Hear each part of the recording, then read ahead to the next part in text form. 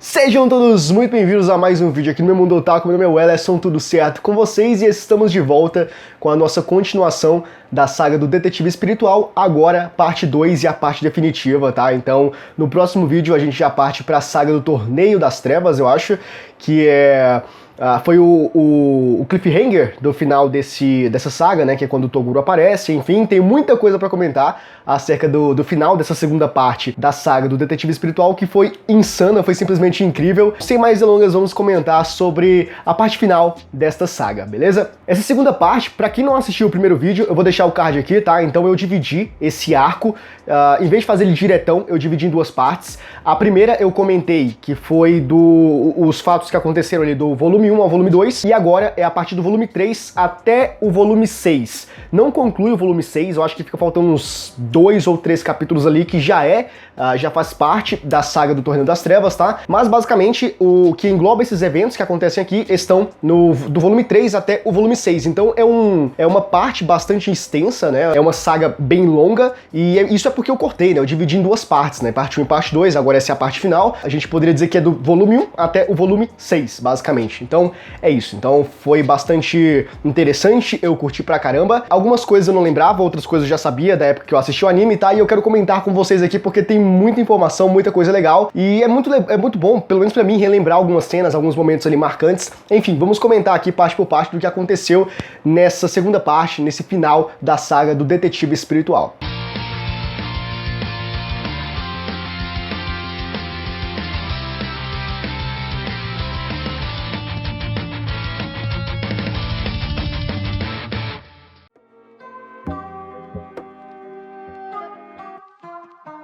A gente começa essa segunda parte já com Yusuke como um detetive espiritual de fato. Teve todo aquele lance da reencarnação, né? Se você não viu a primeira parte, deixei o card, você vê depois. Então agora ele já voltou, ele ressuscitou, já voltou do mundo dos mortos, voltou ao seu corpo, está no mundo dos humanos, e agora ele é um detetive espiritual e ele precisa obedecer às ordens do Meikai, alguma coisa do tipo, que são ordens diretas do Koenma, né? Do mundo celestial, sobrenatural, melhor dizendo, e ele tem que cumprir essas obrigações, essas missões agora, e ele recebe uma das 7 ferramentas mágicas, 7 objetos mágicos, alguma coisa assim, que na verdade é um dos 7 instrumentos sobrenaturais, e o que ele recebe da Botan é a lente mágica, e basicamente ele vai utilizar essa lente mágica para poder, como é que eu posso dizer, auxiliar ele ali nos momentos que ele precisar encontrar alguma coisa, porque a principal função, finalidade dessa ferramenta é encontrar pessoas ou objetos perdidos ou que não podem ser vistos a olho nu, né? Então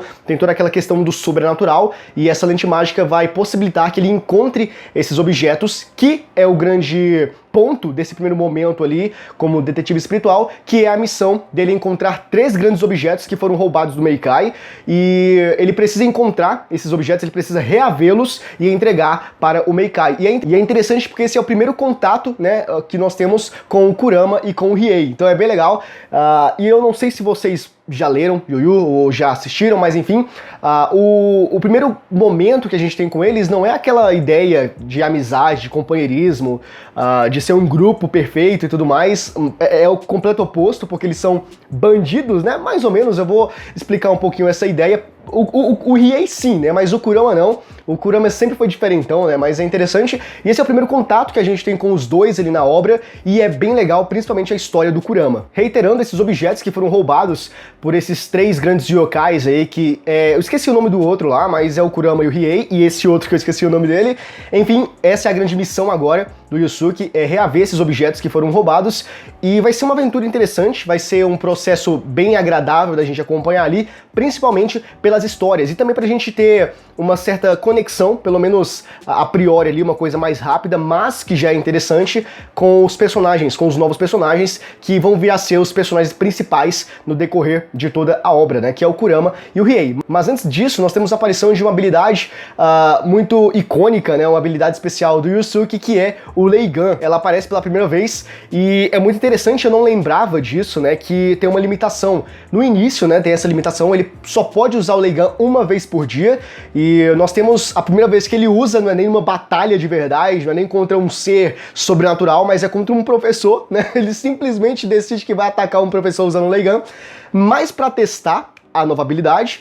E é interessante porque a gente já tem esse primeiro contato com essa habilidade que vai ser fundamental, né? Vai ser uma habilidade mais do que imprescindível para o Yusuke nas próximas aventuras que ele vai vivenciar, e ver que, poxa, ele utilizou ela sem um grande objetivo, né? Por exemplo, o que acontece com o Oolong, aquele porco lá de Dragon Ball, quando o primeiro desejo, o grande primeiro desejo, quando reúne as esferas do dragão e você pensa, poxa, a primeira vez no universo que reuniram as esferas e vai fazer o primeiro pedido, e o que pode ser? E aí o cara pede uma calcinha. Então a gente vê que tem esse lance de mostrar um poder sobrenatural, um poder, uma habilidade especial muito incrível, mas ao mesmo tempo ela contrasta com o objetivo, que foi usado simplesmente por nada grandioso. Então é bem legal esse primeiro momento aí que a gente tem esse primeiro contato com Leigan. Agora, um dos pontos mais interessantes, que mais me chamou a atenção nessa conexão que tem entre os personagens, né, que o Yusuke tem com o Riei e com o Kurama, que ele vai desenvolvendo ao longo dos volumes, da história e tudo mais. O que mais me chamou a atenção foi a relação do Yusuke com o Kurama, que é uma relação muito incrível, muito genuína desde o início, e já mostra ali um pouco os traços, né, a personalidade do Kurama. Porque basicamente, resumindo, eles roubaram os objetos. O outro cara lá, ele era um yokai maligno mesmo, ele devorava almas, inclusive ele roubou a Gekidama, eu acho que fala, que é a bola das almas, alguma coisa do tipo, que ele suga a alma das pessoas e depois ele devora essas almas. E o Riei, ele roubou uma espada, que essa espada, ele poderia criar um exército de pessoas demoníacas que veriam ele como o rei, né? Eles seriam todos submissos ao Riei. Mas o Kurama é a grande exceção desse trio aí, porque ele roubou um objeto mágico que na verdade é o espelho negro, alguma coisa assim do tipo, e esse espelho tem a habilidade de conceder o desejo do portador, né? Então, mas ele requer um grande sacrifício em troca disso, que é a própria vida daquele que está pedindo alguma coisa. E o interessante é que a gente já vê que o Kurama é diferente de todos os outros, porque ele chega no Yusuke, ele vai até o Yusuke, né? Ele marca um encontro com o Yusuke e fala que ele vai devolver o objeto, mas antes ele precisa realizar um desejo, ele precisa utilizar esse objeto, nessa ferramenta, para os objetivos próprios dele, e quando a gente descobre quais são esses objetivos, é uma coisa simplesmente maravilhosa.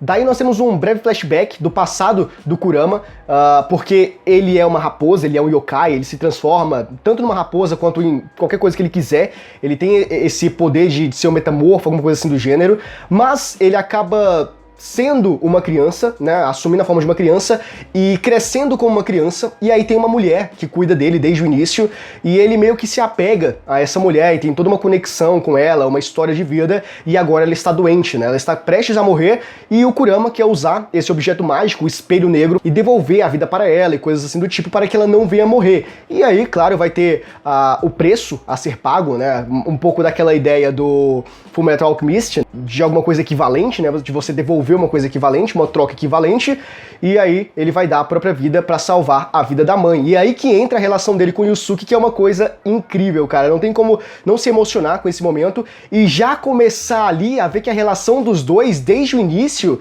sempre foi uma coisa positiva, sempre teve uma sinergia entre os dois ali, funcionou desde o início, que foi diferente um pouco com o Riei, que demorou um pouco mais, mas claro, a personalidade do Riei e a do Kurama são opostos absurdos, né? Mas é interessante como o Yusuke dá uma lição de moral ali no Kurama e não deixa que ele entregue a vida dele, né? Mas o Yusuke entrega parte da vida dele junto com a do Kurama para poder realizar o desejo do Kurama. Então é uma coisa que acontece ali, por que ele fez isso? Não tem objetivo, né? Mas tem aquela troca de sentimentos, eles compartilham a ideia da pessoa amada sofrer pela morte, sabe? Porque na época que o Yusuke morreu e teve toda aquela ideia de que ele não iria voltar, e ele via, né, como espírito, ele via a mãe dele chorando no corpo dele, né, do lado do corpo dele, porque não iria mais vê-lo acordar, não iria mais estar com ele. Ele sentiu esse peso através do dilema do Kurama, então ele decidiu ajudá-lo. Então foi muito interessante, tem uma carga emocional absurda e é impossível a gente não se conectar com esse momento dos dois. Porém, com o Riei o negócio foi mais embaixo, foi mais complicado ter uma relação ali com o Riei,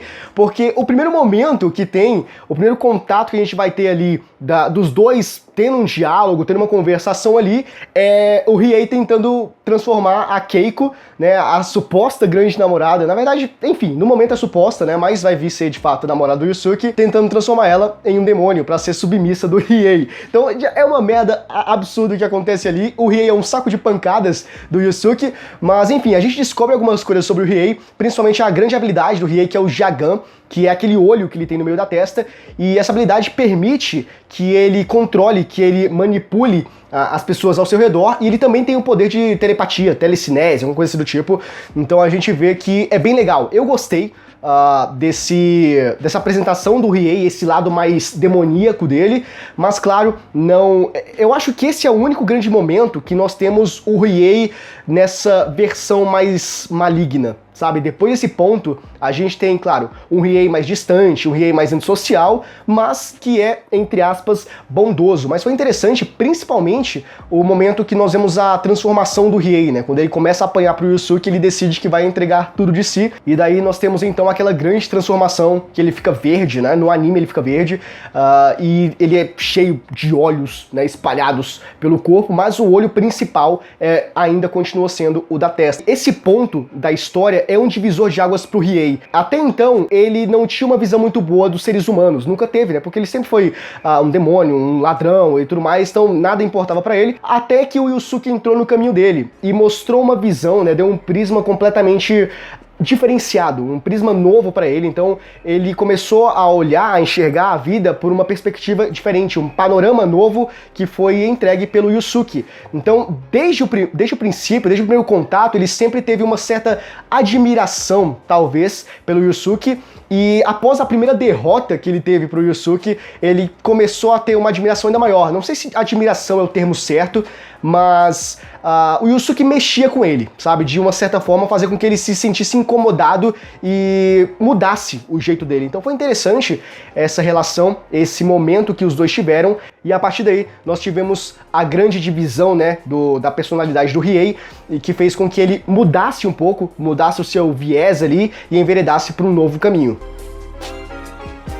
Beleza, a gente finaliza esse arco, né, porque Yu Yu Hakusho tem essas 4 grandes sagas, mas é dividido por vários arcos ali, né, no decorrer da história, mas como eu comentei que eu iria fazer sobre saga no geral, não dividir em arcos, mas a gente finaliza esse arco dos objetos sobrenaturais roubados, e tudo fica bem, né? As coisas se resolvem, cada um vai pro seu canto, e surge uma nova missão do Heikai pro Yusuke, e essa grande missão é encontrar um demônio chamado Lando. Esse é o grande objetivo, e esse demônio, aparentemente, ele vai estar em um torneio para herdar as habilidades da mestra Genkai. Então, acaba que o objetivo é encontrar o Lando, e depois que ele encontra, porque ele acaba encontrando o Lando ali, acontece algumas coisas que eu vou comentar, ele acaba sendo o sucessor, né, das habilidades da Genkai, e o que era o grande objetivo que foi concluído, esse objetivo como uma forma secundária acaba servindo ali, né, a carapuça serve ali, né, acaba calhando pro Yusuke, e além de encontrar o Lando e derrotá-lo, ele acaba possuindo as habilidades, herdando esses poderes da Genkai. E esses poderes espirituais vão ser de grande ajuda pro Yusuke, não somente ainda agora nessa saga, mas nas sagas subsequentes, que vão ser muito importantes, e a Genkai ela tem um papel fundamental na história. Eu lembro vagamente do que eu assisti no anime, mas agora eu vou relembrar tudo ali, mas eu sei que ela é muito importante, não somente nesse processo de treinamento do Yusuke agora, pra dar a ele, para passar adiante os poderes dela para ele, mas em outros momentos também. Mas enfim, o que acontece é que esse momento, essa batalha contra o Lando, que ele venceu e aí ele conseguiu herdar os poderes da Genkai, esses poderes sobrenaturais, é engraçado porque, antes de falar sobre isso, um ponto que eu tenho que mencionar aqui é o design de personagem, né? Uma coisa que o Yoshihiro Togashi faz muito bem é design de personagem, principalmente dos vilões. Então, tem o Lando, tem o Suzaku também, que tem um design incrível, maravilhoso. Enfim, tem muitos personagens que tem, principalmente vilão, reiterando, que tem um design maravilhoso. Eu acho isso muito interessante mesmo. Me chama a atenção isso. E agora, voltando à questão das batalhas que o Yusuke enfrenta, né? Quando ele tem que agir ali como um protagonista e tudo mais. E cara, não dá nem pra dizer que ele vence com o poder do protagonismo, porque ele é um cara muito cagado. Ele vence as batalhas tudo cagão. Não tem como, cara, é muita sorte. Claro, tem alguns momentos ali que ele vence algumas batalhas, principalmente eu acho que foi na segunda etapa do torneio da Genkai, que eles estão lutando no breu absoluto e ele utiliza um cigarro, coloca na roupa do cara que ele não percebe e daí ele consegue enxergar o cara pela fagulha ali do cigarro e tudo mais. Então tem alguns pontos que ele usa a inteligência dele, mas na grande maioria o cara vence na cagada. Por exemplo, quando ele tá correndo, acho que é uma batalha contra não é contra o Lando, eu acho que é uma batalha antes da do Lando, é a semifinal, e o cara mete um Leigan nele e ele precisa escapar, mas não tem como porque a força espiritual dele já está quase no zero e ele tá correndo e ele simplesmente desaparece e aparece atrás do cara e vence a batalha. E o que acontece? Ele tava correndo e simplesmente afundou numa poça de água. Foi sem querer, ele simplesmente não viu e afundou.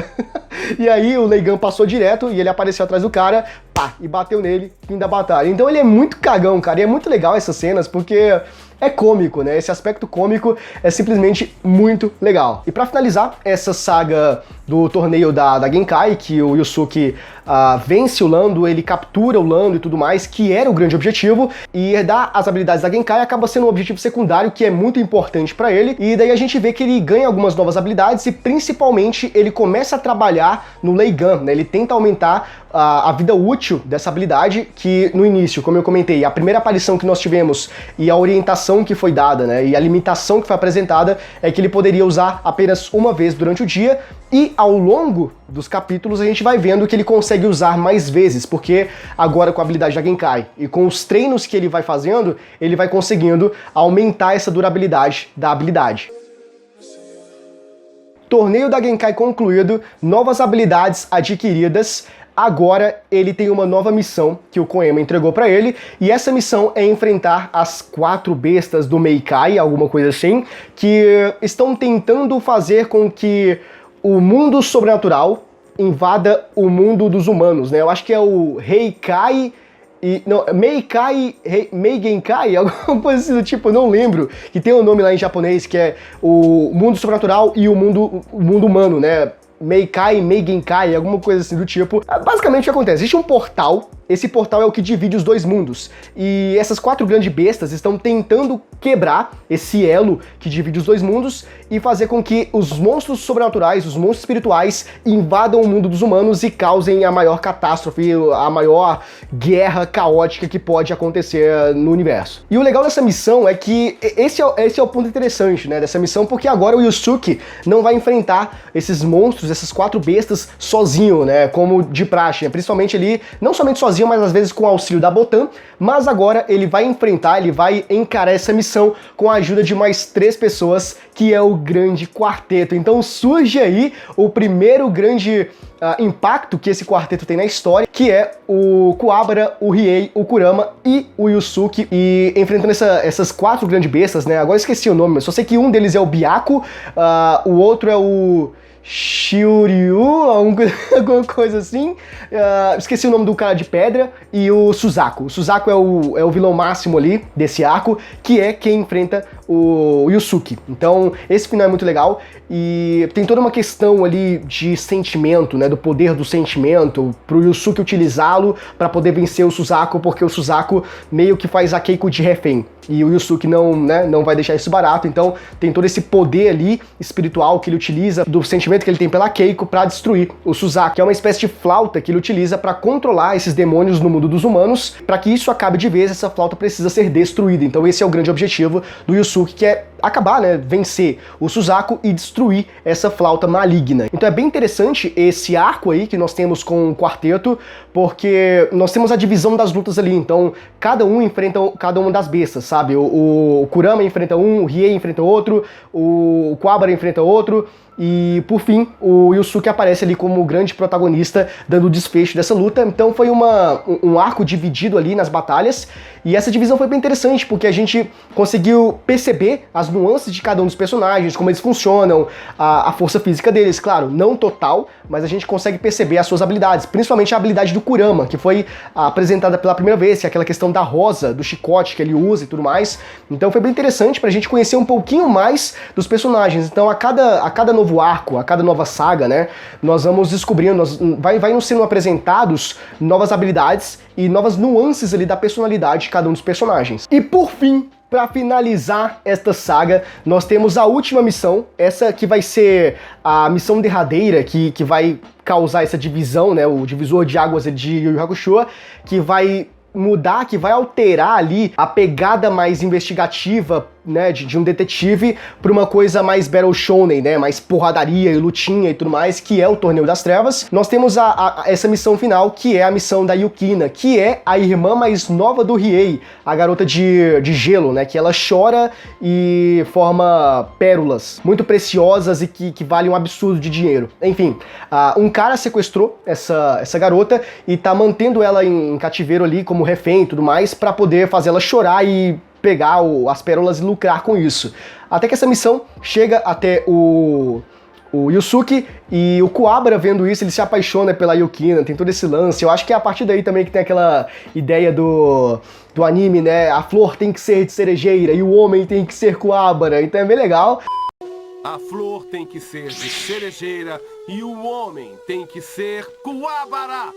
O Kuwabara se apaixona mesmo na Yukina e ele entra de cabeça nessa missão para poder salvar a Yukina. Enfim, tem todo um processo ali até chegar no local, adentrar a mansão, enfrentar os adversários para chegar na Yukina e salvar a Yukina. É mais uma missão, né? Só que o diferencial dessa missão é um dos personagens que aparece ali, que é um dos vilões icônicos de Yu Yu Hakusho, que é os irmãos Toguro. Então essa missão ela mais serve para apresentar esse personagem, né, completamente incrível e inesquecível do que qualquer outra coisa. Então nós temos ali, existe um plot twist dentro desse arco aí, né, da saga, que o Toguro, na verdade, ele estava manipulando tudo ali pelo cara que tinha raptado a Yukina e tudo mais. Existia todo um interesse por trás, né, nas sombras e nos bastidores, que a gente só descobre no finalzinho. E tudo isso acontece para apresentar pra gente o Torneio das Trevas, que vai acontecer daqui a 2 meses ali na história, né? Então tem todo um processo. O Toguro conhece o Yusuke e o Kuwabara, o Toguro sente uma forte energia espiritual no Yusuke e tem interesse de chamá-lo, de convidá-lo para o Torneio das Trevas. E depois que tudo isso acaba, depois que a missão é finalizada e tá tudo concluído, o Toguro vai até o Yusuke na cidade e convida ele, melhor dizendo, meio que desafia ele para lutar no Torneio das Trevas, porque se ele não fizer isso, ele em pessoa vai voltar e vai matar todo mundo. Então ele meio que é obrigado, né, a participar do torneio. E aí tem que convidar outras pessoas e vai ser o time Urameshi. Daí o time Urameshi a gente vai ter o Yusuke, o Kuwabara, o Riei e o Kurama lutando neste torneio, cara. E nesse momento a gente tem uma apresentação ali da força do Toguro, ele mostra para o Yusuke, eu acho que 60% do poder dele. Enfim, essa questão da porcentagem dos poderes do Toguro é bem legal. E assim finaliza a saga do detetive espiritual com esse cliffhanger absurdo pro grande Torneio das Trevas, cara. Então, olha só, eu tô bem animado para acompanhar esta segunda saga de Yu Yu Hakusho.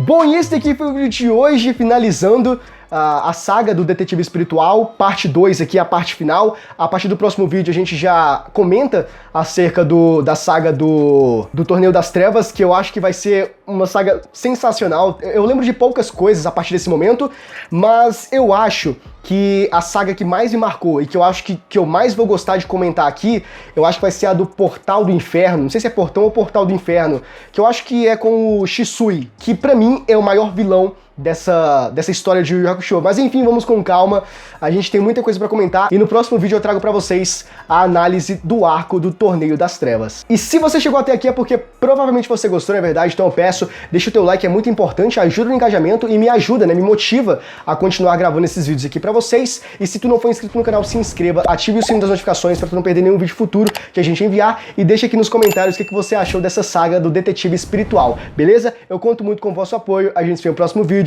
Abraço!